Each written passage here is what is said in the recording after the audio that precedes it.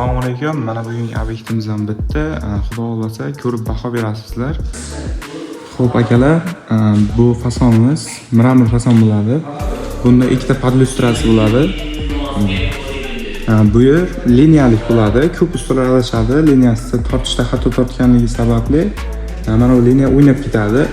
Qing'irga chiqib qolishi mumkin. Buni juda ham katta e'tibor berish kerak.